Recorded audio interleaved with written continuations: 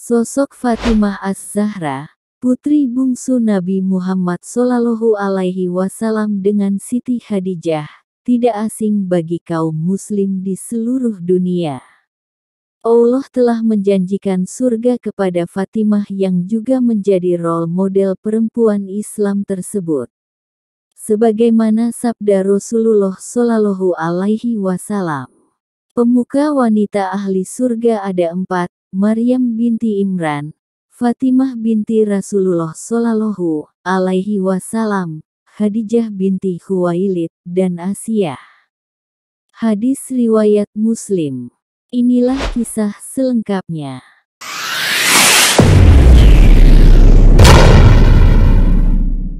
Assalamualaikum warahmatullahi wabarakatuh. Sahabat surga, di channel ini kalian dapat menemukan informasi kisah-kisah Islam menarik, dan juga tentang pendidikan. Sosok Fatimah Az-Zahra, putri bungsu Nabi Muhammad SAW dengan Siti Khadijah, tidak asing bagi kaum muslim di seluruh dunia. Allah telah menjanjikan surga kepada Fatimah yang juga menjadi role model perempuan Islam tersebut.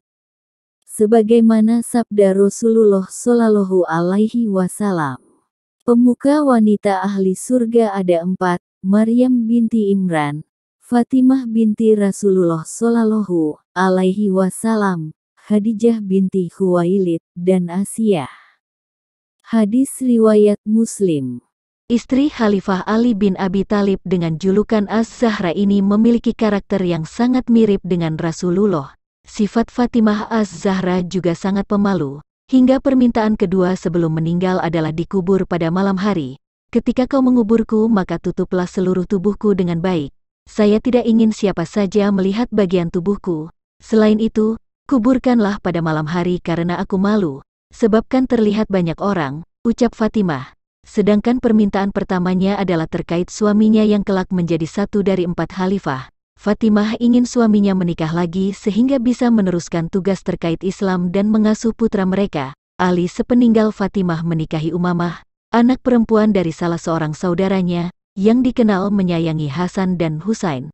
Anak Fatimah Az-Zahra dengan Ali selain Hasan dan Husain adalah Muhsin, Zainab, dan Ummu Kulsum. Fatimah meninggal di usia 29 tahun atau 6 bulan setelah meninggalnya Rasulullah. Dia dimakamkan pada Kamis 20 Ramadan di pemakaman Janat Al-Baqi.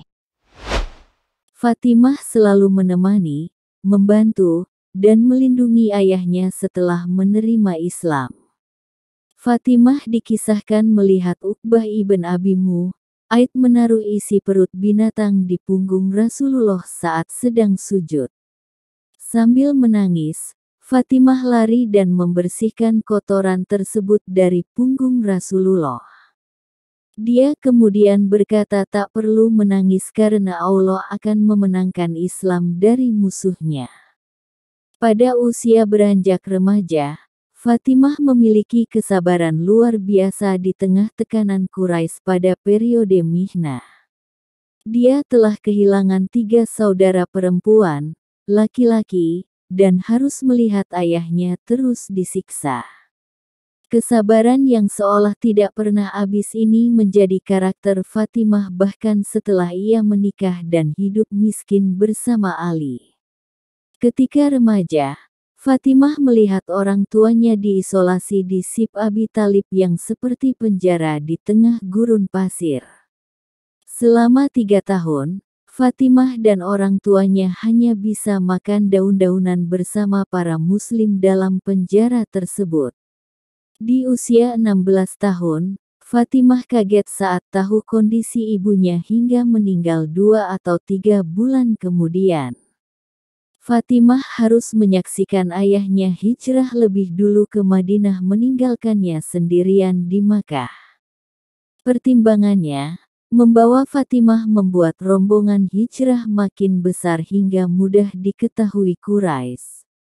Hal ini berisiko buruk bagi keselamatan Nabi Muhammad dan Fatimah, sehingga dia pergi bersama rombongan berikutnya.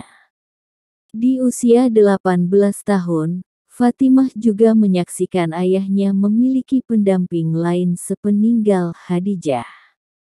Tawaran pernikahan mulai diterima Fatimah dari para sahabat Nabi Muhammad.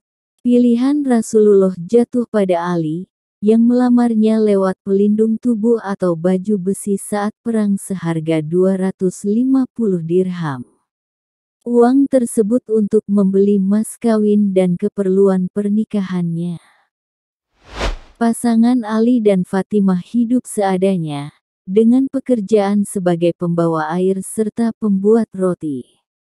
Suatu hari, Ali mengeluh punggungnya sakit sedangkan Fatimah merasakan hal yang sama pada tangannya. Keduanya kemudian pergi ke rumah Nabi Muhammad untuk meminta seorang budak. Sang ayah Rasulullah menolak permintaan tersebut dan mendatangi rumah keduanya. Saat itu Ali membukakan pintu sedangkan Fatimah masih di tempat tidur.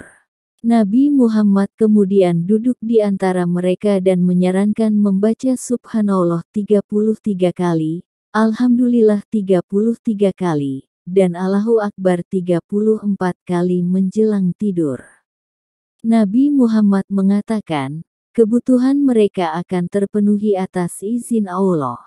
Ali kemudian mengatakan, kekuatan mereka meningkat hingga tak perlu lagi budak atas izin Allah. Menjelang usia 28 tahun berbagai pengalaman hidup memperkuat karakter Fatimah sebagai pribadi yang dewasa, sabar, dan bijak. Dia sempat bertengkar dengan Ali, karena suaminya ditawari menikah lagi dengan Juwairiyah binti Abu Jahal. Ali mengatakan tidak menerima tawaran tersebut, sehingga pasangan ini rukun dan menyelesaikan masalahnya. Di usia ini, Fatimah juga harus menghadapi kehilangan sang ayah handa tercinta Rasulullah. Fatimah tahu karena Rasulullah tak lagi mencium keningnya seperti biasa karena kondisi yang makin menurun. Saat itu, Fatimah harus mendekatkan telinganya pada Nabi Muhammad untuk mendengar yang dikatakannya. Dikisahkan bahwa Nabi pernah berucap kepada Fatimah sebelum waktu meninggalnya Nabi dan Fatimah akan menyusul dalam waktu tidak lama. Fatimah juga dijanjikan surga bersama Khadijah, Asiyah, dan Maryam. Fatimah kemudian menyaksikan ayahnya berpulang dan menyusul setengah tahun setelahnya. Salam bagi Az-Zahra, wanita suci nan mulia. Salam bagi Az-Zahra, wangi-wangian surga.